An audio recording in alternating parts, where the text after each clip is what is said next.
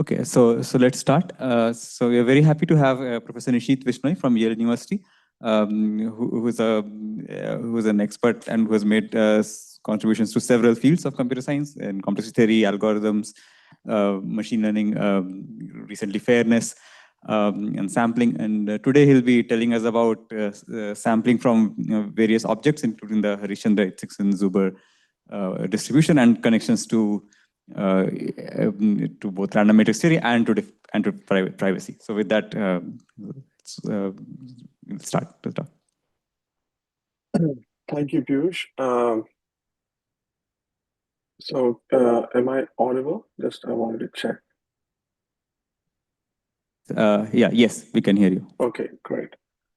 So in the talk today, I'm going to be sharing some insights that I obtained from studying this problem in privacy, or rather a private version of this very basic problem of low rank approximation, and showing how connections were formed between different areas of theoretical computer science, statistical physics, such as sampling, and as Piyush mentioned, things to do with Harishchandra, H6, and Zuber densities, and also things related to Dyson-Brownian motion mentioned.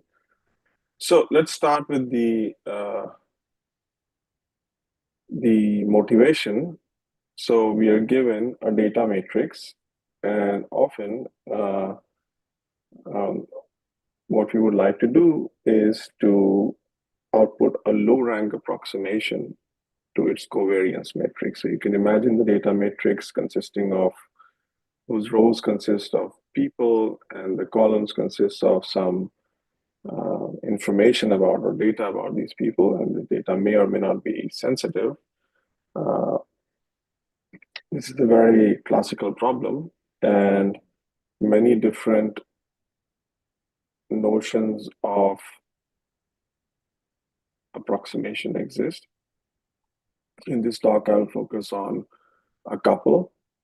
So one where we try to find a matrix which is as close to the given matrix in terms of some inner product norm, and another one which is more of a norm distance, where we have a matrix and we want to find another matrix which is close in some norm, such as the Frobenius norm or the spectral norm.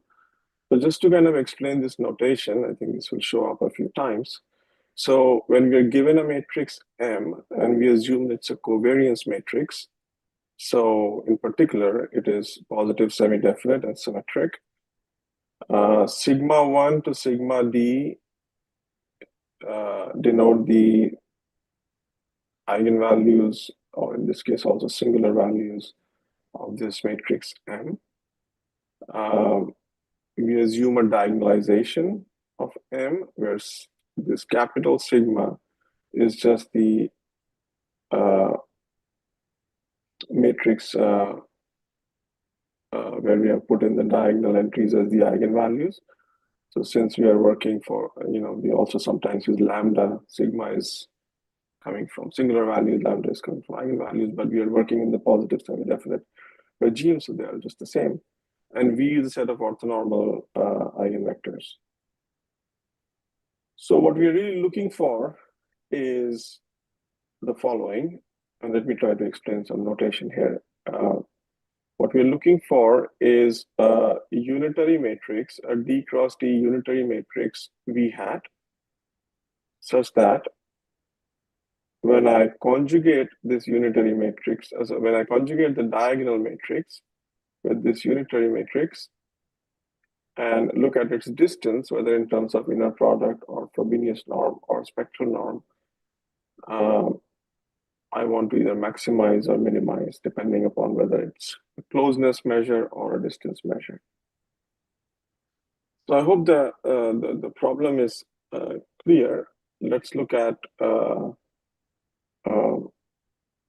some special cases and why I chose this sigma versus lambda.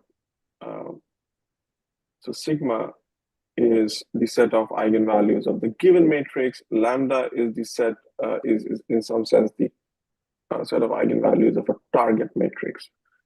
So in the special cases of this problem, where, for instance, we look for a low rank approximation of the given matrix, we may set the first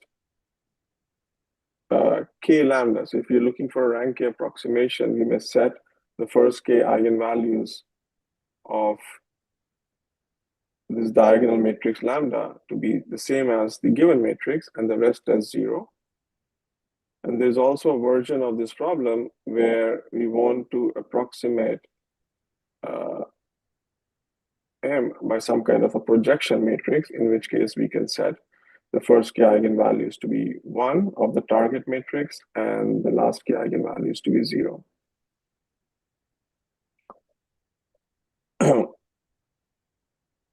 So this is the setup. I think I just have introduced this problem in the notation that I will find useful later. I hope I have not confused people, but all I'm looking for is a rank k approximation for this matrix M. I'm just using this language as convenient. So let's take a little bit of a detour in trying to understand what is the new angle, or not so new now, but I mean, a few years ago, when there was a growing concern about designing algorithms that do not leak out private information in some sense. The question was raised, how to do that. So first we have to dive in a little bit into what does privacy even mean and how to formalize it. I'll be fairly quick through this, but still I want to not assume that you know this. So the problem with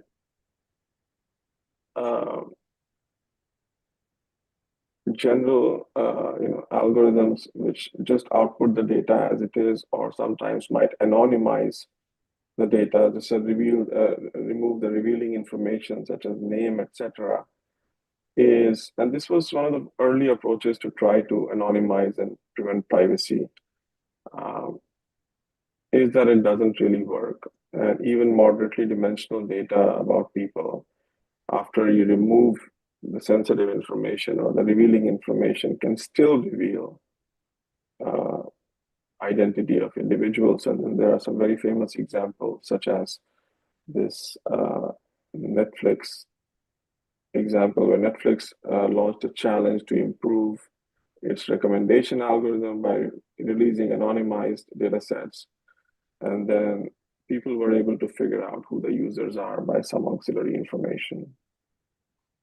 So the take home is that just releasing anonymized data was deemed unsafe. Releasing statistics is also often unsafe, and that's what we are talking about here. And there are very good reasons for this. I just want to show you this slide if you gain something from it. If not, that's okay.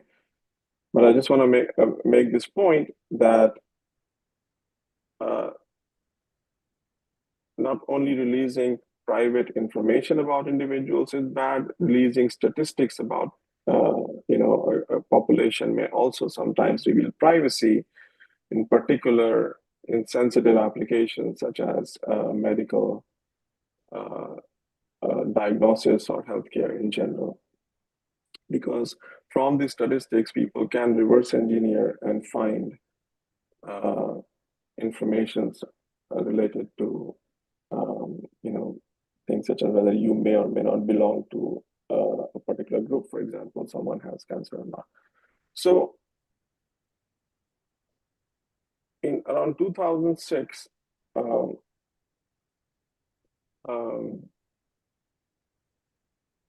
this idea was in the air, I would say, and I think it was perhaps crystallized by Dwork, McSherry, Nissim, and Smith, who defined first a notion of privacy, and in particular they called it differential privacy. So what it really said is the following. Suppose you have two data sets. They differ exactly in one person. So for example, this blue data set might have Alice, and the red data set might have everybody except Alice and this other person who I included, Bob. And now suppose you want to compute you have an algorithm that takes this data set as an input and outputs something. Then it is said to be differentially private in some very precise sense if the distribution that this algorithm outputs on the first data set is really close to the distribution that is output by the algorithm on the second data set.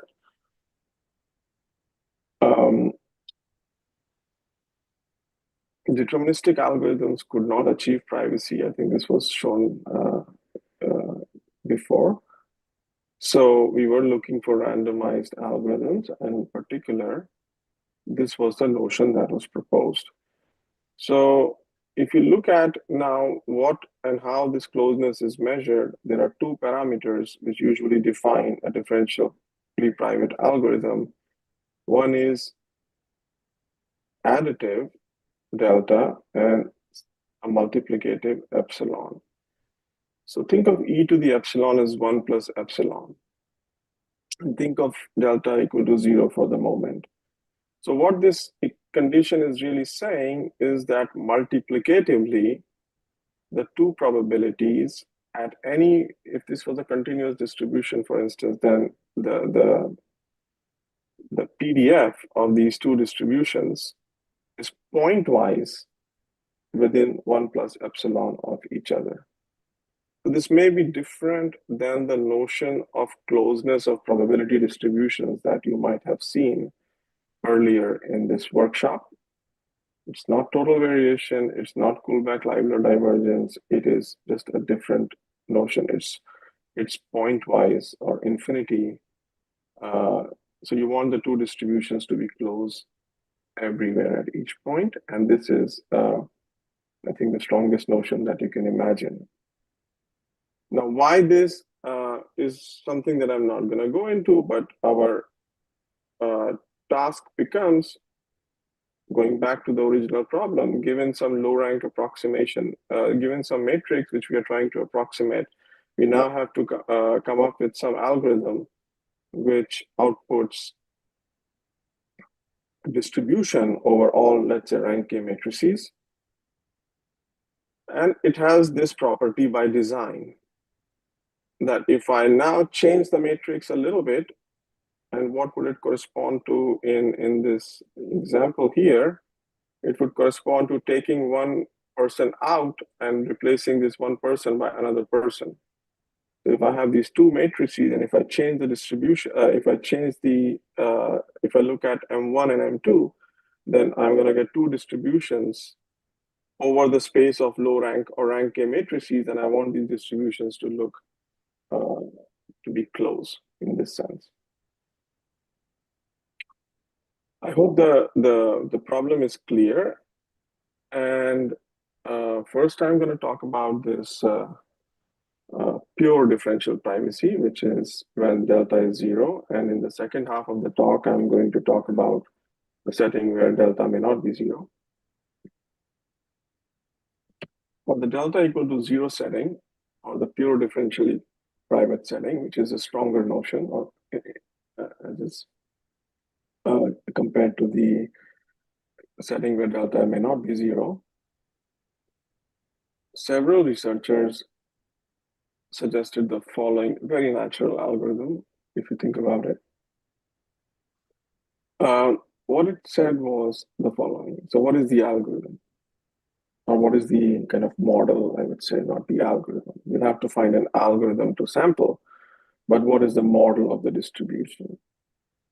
So it's actually fairly natural. So we remember that in the Frobenius norm inner product distance, our goal was to maximize or find a matrix X, which is as close in this inner product to the given matrix M.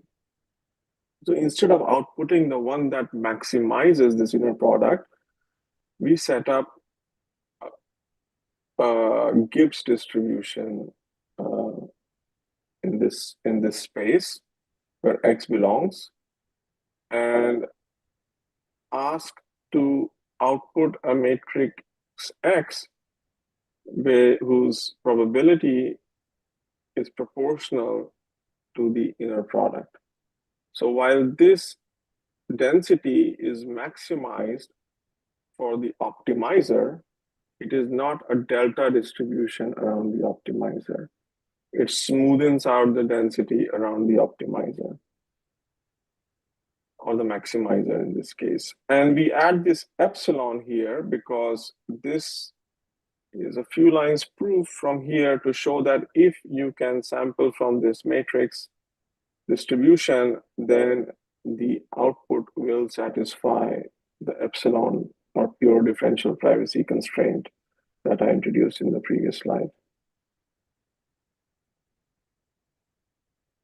So, Piyush, since I'm not really familiar how you're taking questions, are they at the end, or I'm also open to whichever you prefer. Whichever you prefer. If anybody's confused about something, since I cannot really see the audience so clearly. So there's some questions. There's some questions. Yeah. Yes. Yeah. In the definition of differential privacy, you have two sets A1 and A2. Which one has a single person removed and which one is the total? They just differ in one. So in the case of in the setting of matrices, you can imagine that if this was one covariance matrix, then what I can do is take a row U, subtract U transpose from A1 and add another row VV transpose to A1 to get A2. So that's a notion of neighborhood here. But then A1, A2, the definition is not symmetric with A1, A2. Yeah, actually, it's a good observation. But notice that this is true. We want this to be true for all data sets A1, A2. So we can switch the order A1 and A2, and then it becomes symmetric. Because I can just use the same definition with A2 plugged in here and A1 plugged in here. Okay. Thank you. So then it is indeed, we want that in both directions, the density is within 1 plus epsilon of each other. Yeah, thank you for asking that. Any more questions? No, yeah, I think okay. it's so fine. let's keep going. So I hope the problem is clear, and kind of the quote unquote model solution is clear. But the question is, how do we? And this is where we are going to head. So there's no mystery here. We are going to develop a sampling algorithm for this. This is not at all obvious how to do that. But before that, we will make a connection of these densities to something which had been studied actually a priori in other branches of mathematics and physics, but the connection was not made until our work.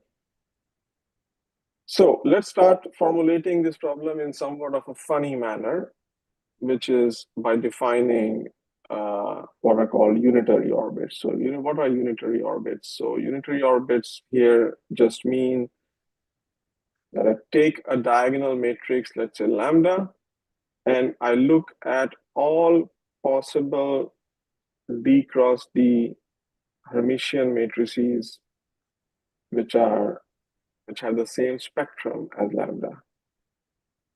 Okay, so that is the same as varying over all possible matrices in the unitary group and conjugating lambda with this diagonal, or with U. So U on one side and U star, which is the Hermitian counterpart to U. So if I fix lambda and vary U, it gives rise to an orbit. That's what it's called. It's in some sense the equivalence class of lambda in the space of all D cross D matrices, which is governed by this equivalence relation. By construction, all these matrices in mathcal O lambda have the same eigenvalues as lambda. Interestingly, and we wouldn't be talking about it if it was not true, is that you can, well, first of all, this is not a convex object in any way. This is a surface. This is actually an algebraic variety as well. But it does, you can do probability over it in the sense that it does have a measure with respect to which you can define density. So all of this stuff even makes sense. So we need, I didn't talk about it, but to define this, we do need a measure, base measure. And this measure can be just derived from the Haar measure on the unitary group. And in particular, if I plug in lambda to be 1 k times and 0 d minus k times, I get this space pk, which is the space of all rank k projection matrices, also sometimes referred to as the Grassmannian. So the problem that we would like to solve is, fine, if we do this, we will get a good algorithm, a differentially private algorithm for low rank approximation. But how do we do this? A different problem studied by mathematicians and physicists also had a similar flavor. I don't quite remember now how exactly I came across this, but it was some kind of an accident. And here they were looking at certain probability density functions directly on the unitary group. And instead of looking at this, they were looking at the trace of, so the input now was two matrices, Y and lambda, don't have to be diagonal, and they didn't write it in this notation, it was A and B. And the density that they were interested in is e to the trace of Y U lambda U star, where U varies now over the unitary group. And in particular, they were these folks were interested in understanding this density, computing the partition function, and all the kinds of stuff that some of us in theoretical computer science have also been interested in. So what is the relation between this density and this? Well, if in this setting we fix lambda to be what we desire and do this mapping, we send we call x to be just u lambda u star, then we see that the two densities are exactly the same. The measure collapses from the whole unitary group to just the orbit. So it's exactly the same problem. There's nothing that is different. So if we could sample from here, we could also sample from this HCIZ density functions. This just added to the motivation. This is a result. We obtained with Jonathan Leake and Colin McSwiggan polynomial time algorithm to sample from this density function within some error. Of course, we can't really sample exactly from this density function. And actually, this error becomes important. As I mentioned already, this error is not the total variation error. It's something else and stronger. So it ended up giving a bunch of applications. The motivation here, which is pure differentially private low rank approximation, HCID densities. In statistics, there was an open problem about sampling from these matrix Langevin distributions. And also, Jonathan and I had been looking at something called max entropy distributions on unitary orbits related to certain versions of quantum entropy. And this question was actually posed there.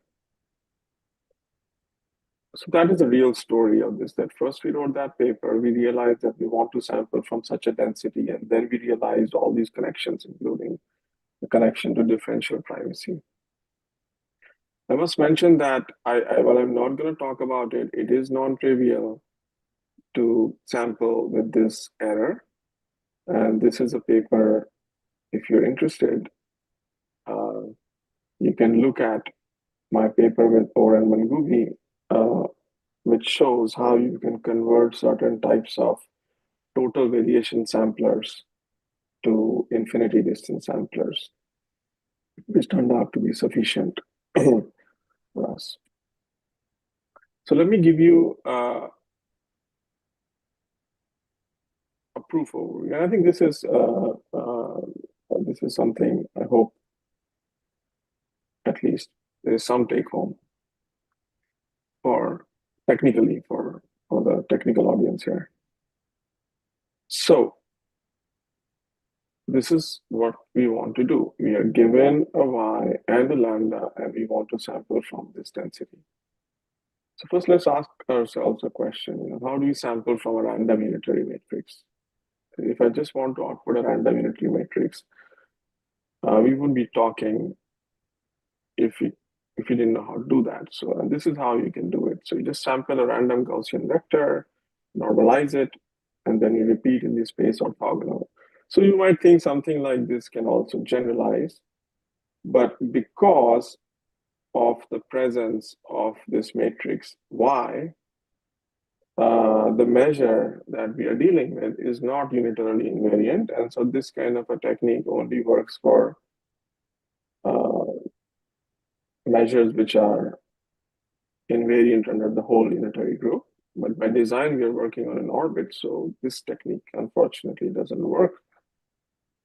And in fact, as I said, this is in general non-trivial because we are dealing with an object which is a very high degree algebraic variety. The entries here are highly correlated. So since the orbit is defined in terms of eigenvalues, one of the ideas is to view the matrix in terms of eigenvalues, but which eigenvalues? Well, all eigenvalues in this matrix have the same eigenvalues. So if I just map a matrix in this orbit to its eigenvalues, I'm just collapsing the whole orbit to a single point. So fortunately, there is a way to think about these orbits, which is not so redundant. And this is what I'm going to tell you. So how about looking at all principal minors, so all leading minors. What's a leading minor? It's an ith leading minor is the first I columns, first I rows, you take that matrix. What I'm suggesting here is to look at all leading minors. So in this 3x3 example, the 1x1, the 2x2, and the 3x3, and write down all its eigenvalues. So the eigenvalues of this 1x block is just R11, which is X11 here. Then for this 2x2 block, write it down here. And for this 3x3 block, write down all these eigenvalues. And so the largest block will correspond to the eigenvalues which define the orbit.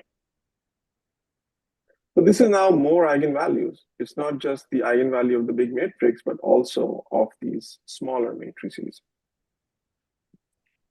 And something that is a very nice fact that you can prove, it's really, I think, interesting is that now this mapping, which takes a matrix X and maps it to all these numbers, is essentially one-to-one, except, so what am I saying here? So eigenvalues of all leading principal minors essentially determine its eigenvectors up to a complex sign.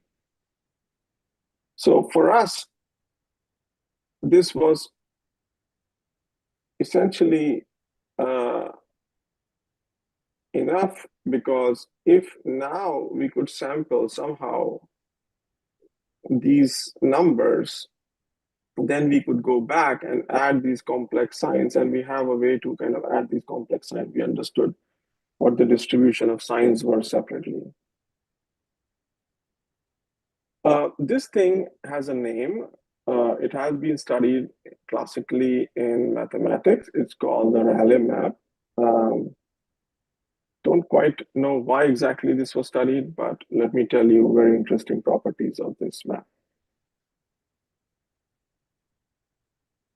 So first, one can ask the following question. So what happens? We started off with this kind of algebraic variety, O lambda.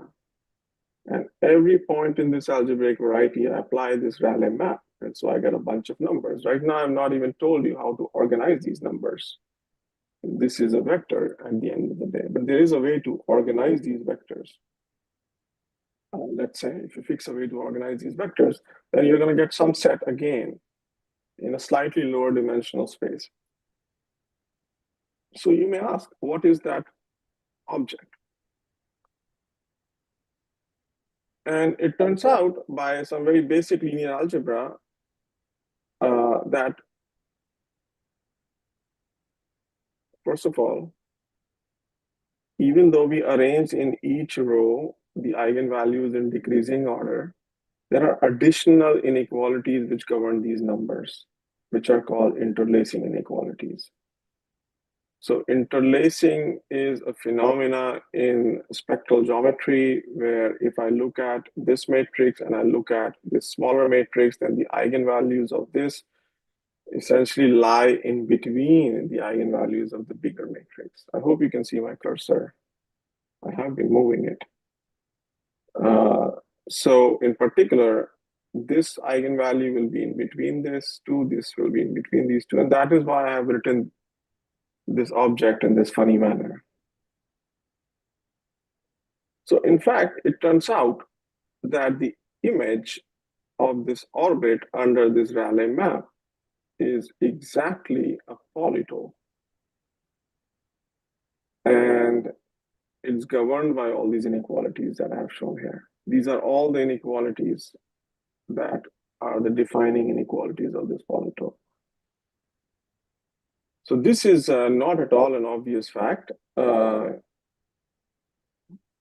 are things which are related, which we actually studied for a fair amount of time before we found this. There are many ways to define such mappings, from matrices to in the space of some kind of measures or moments called moment maps. And most of the moment maps do not give me this nice properties. So this map is special. It gives me many, many properties, as you will see. Another thing which happens is that if I look at the uniform measure on the orbit and I look at the push forward of this, now because this mapping is clumping points from this orbit to this polytope, you may ask, how does it push forward the uniform measure on this? And it turns out that, again, magic happens, and the uniform measure on the orbit is pushed forward to just the standard Lebesgue measure on this polytope. And this is where this mapping separates itself from other mappings, moment map type mappings. And even more than that happens actually, that the exponential density on this orbit maps to an exponential density on the GT polytope. And the fiber, which is this set of points where we talked about the complex sign, is just, yeah, I don't want to go into detail. I think this is already something to remember for the rest of your technical life, that there is this very interesting mapping. Take a matrix, map it to all these eigenvalues, and it has some really interesting properties which mathematicians for some known or unknown reason had been studying. So now what is the algorithm? The algorithm now is fairly simple. So we are going to reduce the problem of sampling from an exponential density on the orbit to sampling from an exponential density on the GT polytope. We have such beautiful theorems about how the measure behaves. So we just sample a random point from this exponential density on a polytope. And then once we have such a point, we sample from its fiber. So this part can be done. It can be done exactly, actually. But it's this part which is still not so straightforward. How do you sample from an exponential density of GD from a GD point? Well, but we have in this area of sampling in theoretical computer science, I have a long history of trying to sample from log concave densities on polytopes.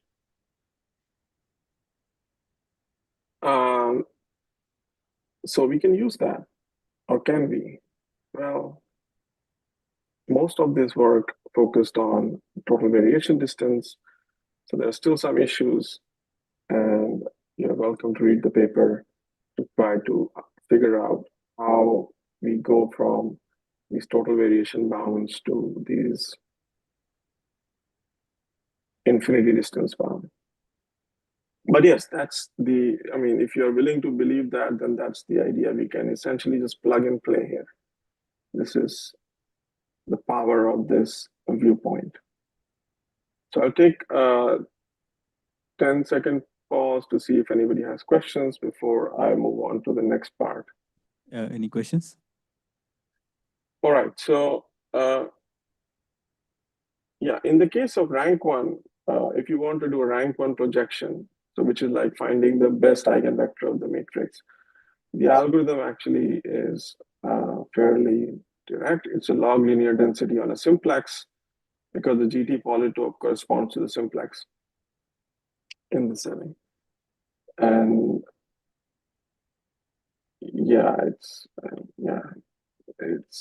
this is what even the fiber sampling algorithm looks like. So it's really just a few lines. Okay, let's now move on to another connection between sampling and optimization and physics and all that stuff, which is to look at a different notion of privacy, which is epsilon delta privacy. So far we had assumed delta is 0, but while that notion of privacy is very good, the utility that you get, so notice that one way to achieve privacy is just to output a matrix which is completely uncorrelated to the given matrix. So that's not what we want. In the end, we also want to output a matrix which is close enough to the given matrix. So in terms of optimizing that, the epsilon delta mechanism turns out to be a better or more suitable thing to do. And this was work, I don't know if it was initiated here, but certainly this is the most prominent paper in 2014, which introduced the so-called Gaussian mechanism. And what does it do? It doesn't do the thing that we talked about before. It doesn't ask us to sample from this kind of a density on a manifold or a variety. It does something more mundane. It takes the matrix M, it adds to it symmetric Gaussian noise. What is that? And this is some scaling. So up to some constant scaling.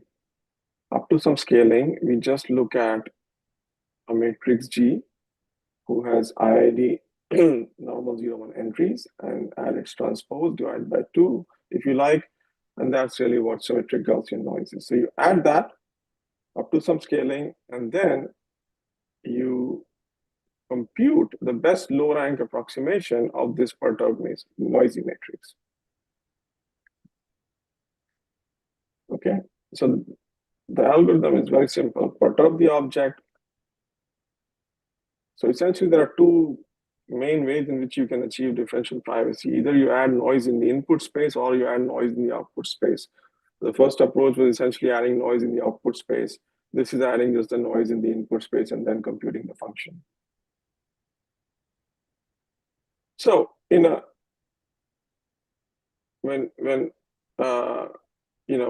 we started looking at it, so this is joint work with Oren Mangubi, and we started looking at this notion of differential privacy, and in particular this specific way to add noise. One of the first things we realized, and this observation itself is actually very interesting and led to a very early paper on this, is we asked the question, what if we view adding this Gaussian noise not all at once, but over time, by essentially starting with this matrix M and now doing a diffusion in this quote unquote Gaussian space for a certain time. So this is a completely different viewpoint. Here we just added the Gaussian, we are analyzing the matrix that we get. Now the hope is that because of this kind of systematic and slow addition of noise, we can use some information about time t to make a prediction about what might happen instantaneously at time t plus delta t. And indeed, this was not a new idea. This was the basis of the work of Freeman Dyson, who used this to understand the distribution of eigenvalues and eigenvectors of random matrices.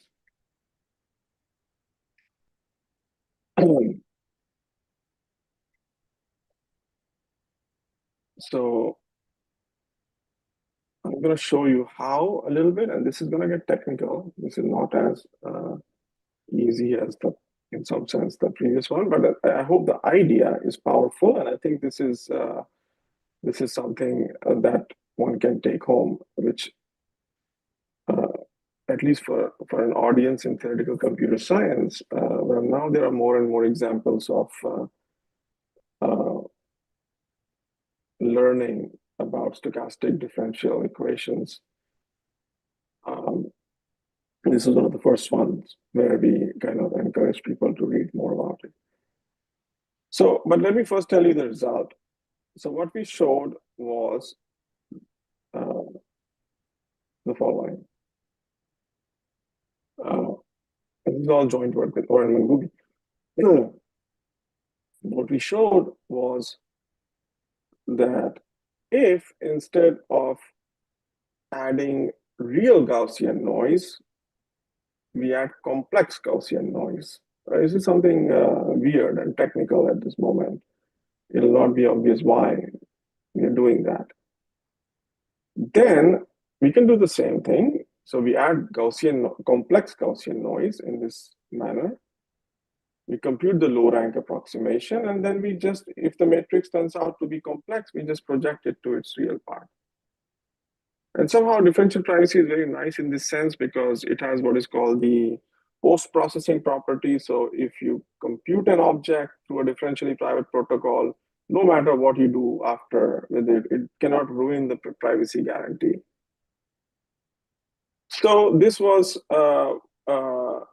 what we did, and we could show that in the Frobenius norm, we can get a significant improvement in the utility guarantee compared to the previous work of Dwork et al., which I mentioned.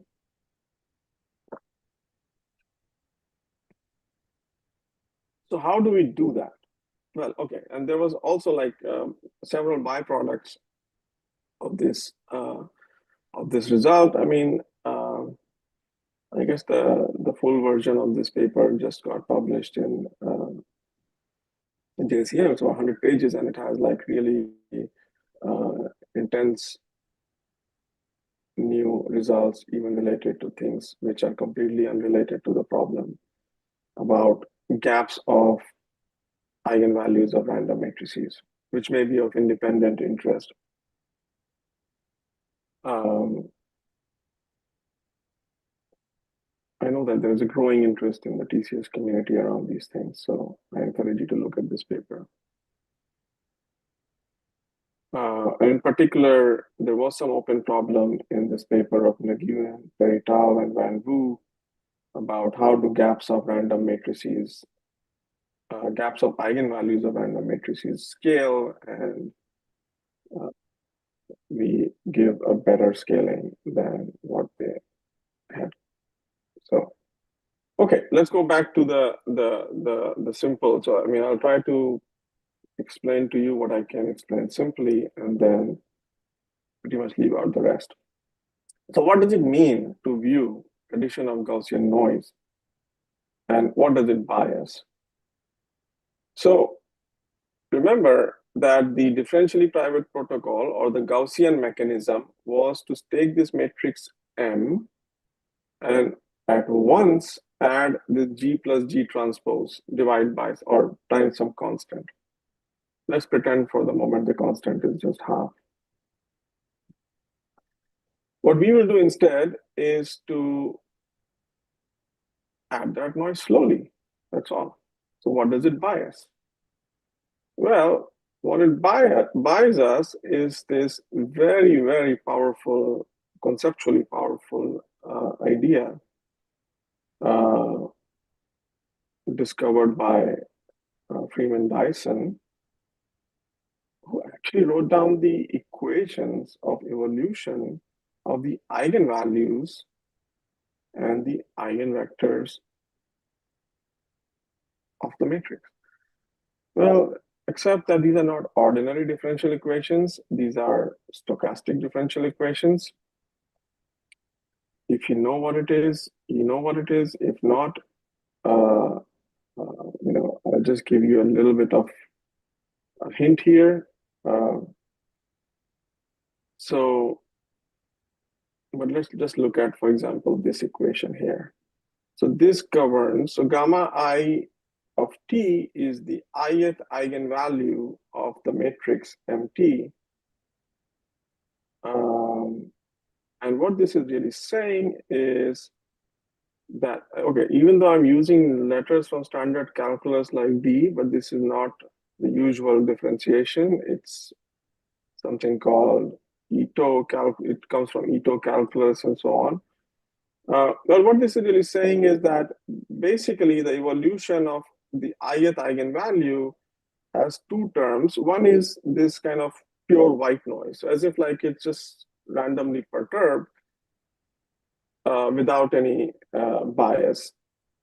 And there is a second term, which is more of a drift term, which is more interesting as well. It shows what the forces are in the evolution. So let's look at this equation for a second. So if two eigenvalues start getting close to each other, let's say if, I think there should be a J here.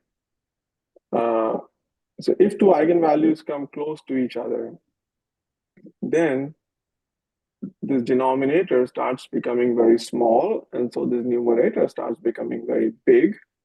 And so there is a large force that starts to move this eigenvalue in a certain direction. So here you see a picture, okay, which is, we started off with all eigenvalues being 0 or very close to 0, and we tracked the evolution according to these equations, or we can also just directly compute the eigenvalues, but we can track these eigenvalues. And I want to see if somebody can notice something here about these curves. I'll take a pause and also make sure. There's something about these curves which is not quite non-intersecting Brownian motions. Yes, so they don't intersect. These curves do not intersect. Okay, so this is not, okay, so how do you derive all these equations? At the core, it's this Sherman-Morrison formula, which has been used many times in theoretical computer science, in particular in building expanders and so on. And this repulsion that you're seeing, this is the repulsion term, is exactly the kind of things that, the kind of insights that they were using in their papers of building expanders. I think I'm referring to this Srivastava and Marcus and Spielman papers. So these curves, they look like, well, they look like stock prices, although in recent terms, I think the stock prices are more volatile. But yeah, so these equations are also, these curves don't intersect. And one of the reasons why we used complex Brownian motion instead of standard or Gaussian, like the normal real Brownian motion, was that the complex case repels much more than the real case. And why this is important becomes clear in this next slide. So what is the proof idea? Okay, so the proof idea for the first approach is to define this process. Okay, so what is this process? In this process, I am tracking what the set of, okay, so I should mention that just like we wrote down a stochastic differential equation for eigenvalues, one can write down a stochastic differential equation for eigenvectors. It's more complicated, but one can do that. So now if I collect all these vectors U and call this matrix UT, and gamma T is just the current eigenvalue. So this whole matrix is evolving. But here, what I'm looking is a projection of this process where I am keeping the unitary vectors, but just fixing the eigenvalues to the target eigenvalues. Okay, so in the case of covariance approximation, lambda I will be sigma I, which is the ith eigenvalue of the input matrix M. In this case, we can use this Ito calculus combined with Dyson's equations to derive what happens to this matrix, combining these two equations that I showed you. And then we can write down this,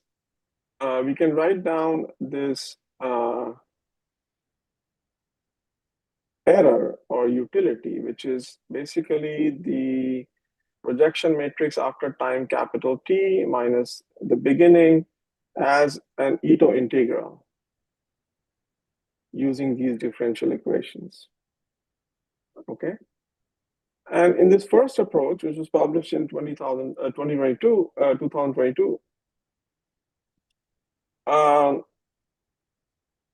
basically done. We said, okay, using basic technology from this area, if somehow these eigenvalues never repel it never come too close to each other over the entire duration of the random walk that I'm running, then I can get really good bounds from this integral. I can upper bound this integral pretty well. So, but how can we ensure that? Well, I showed you this picture where all eigenvalues are starting at 0. Now imagine all eigenvalues of the input matrix starting far apart from each other. They're already repelling, they don't have so much time, and so they cannot come very close ever. So this was it. This idea led to the first proof, but there was an assumption there that the starting matrix had well-separated eigenvalues. For every I from 1 to k, the gap between sigma I and sigma I plus 1 was large. I mean, okay, so when we started looking at the practical applications, we did find that this is indeed the case for many real-world matrices, but we did not know how at that point to do anything better. And this is where this second series of work comes in. it started, first of all, changing how we are measuring things. So in the previous setting, we were looking at the process where this lambda was fixed. And now we actually do what we should have been doing before, which is to also include in here in the middle the eigenvalues of the current matrix. And now some interesting cancellations happen. I mean, we kind of knew this before. It's not like we didn't know that, except we did not have a good way to bound the second moments of the inverse of the eigenvalue gaps. So this is where the connection to eigenvalue gaps naturally comes in.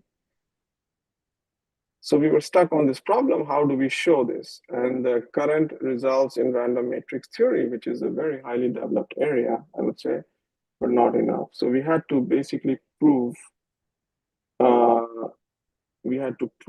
the kind of bound that we were looking for. And in that process, we realized that if we move to complex Gaussian matrices, then the repulsion becomes larger.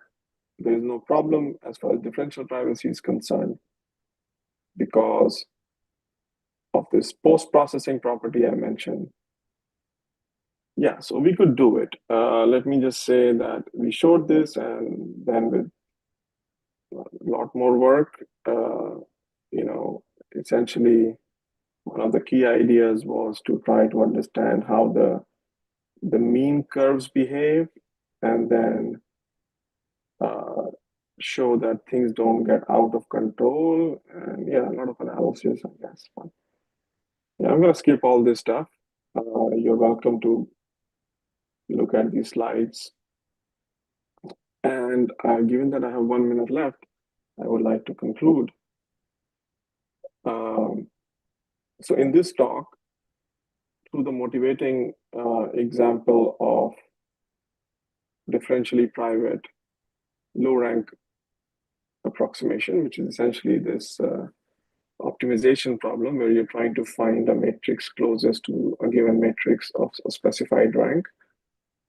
We saw many connections between sampling, statistical physics, and a matrix theory. In particular, in this talk, I presented to you two different lines of work.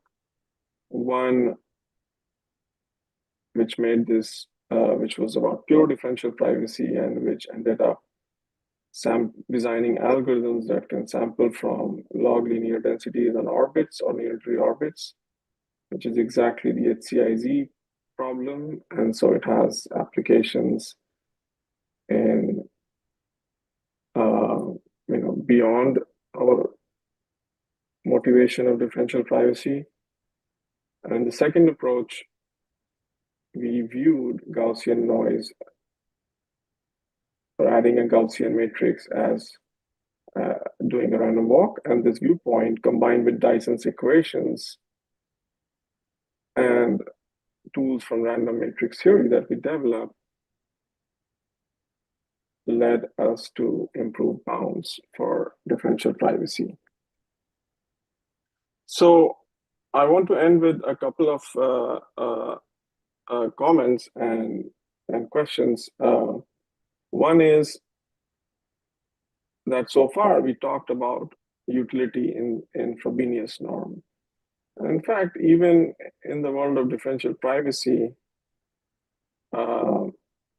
spectral norm actually turns out to be better. So why are we talking about Frobenius norm? Well, because bounding, getting tight bounds in spectral norm is even harder, because there we have to control every possible direction, deviation in every possible direction, as opposed to the Frobenius norm, which is essentially an average over directions.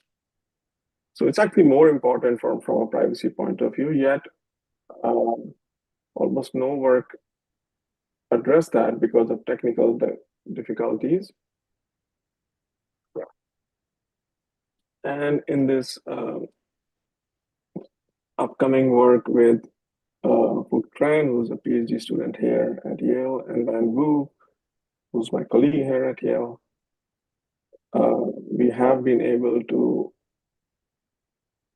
derive bounds of the type I just mentioned instead of Frobenius norm to the spectral norm. And in something completely kind of in a new direction that I'm pursuing now, which is beyond privacy, but it uses all of this stuff that I have talked about in this talk, which is symmetries related to unitary groups and so on, and also stochastic diffusions on these manifolds, is applications to learning distributions on manifolds or symmetric manifolds, which is of great importance at the moment in this area of machine learning or AI. There are things called diffusion models, which are used to generate all these images that you keep seeing from your favorite AI tool. One of the issues with these models is, well, they work in Euclidean space, and even if the problem has some geometric constraints, let's say if you want to sample from a diffusion on a geometric object, which has some constraints, they map it to a Euclidean problem, essentially relaxing all the constraints. And that is why you see, if you have worked with things like ChatGPT and so on, you see all these quote unquote errors in their understanding of the geometry of an image, and they make many mistakes. For example, a common mistake is drawing people with multiple fingers and so on, or more than 5 fingers or less than 5 fingers. And there are many, many examples of that. So using ideas from what I presented in this talk, we were able to make significant progress with Oren Mangubi and Neil Hay, who's an undergrad here, to come up with state-of-the-art diffusion models for sampling or learning and then sampling probability distribution on symmetric manifolds from data. So I'll stop here. I hope you found this talk insightful and the connections also interesting, and I'll take questions if there are any. Yes, thank speaker. Any questions?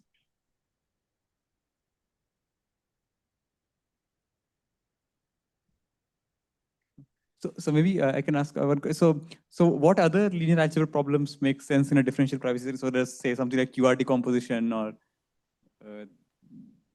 make sense as like. Yeah, I think I mean the viewpoint of differential privacy can be applied to any computational problem. So whatever you are doing in statistics, statistics was founded from like trying to understand something about the data that comes from maybe the natural world, but if the data is coming from people, you can and should apply a lens of privacy. And currently, differential privacy is the best lens we have of privacy. So if the problem, let's say QR decomposition, is used as some intermediate step in an algorithm, then you might want to sanitize that step by applying or considering a private version of that. Yeah. There are many, many problems, and I think that are arising, at least for traditional computational problems like the one you mentioned. Thank you.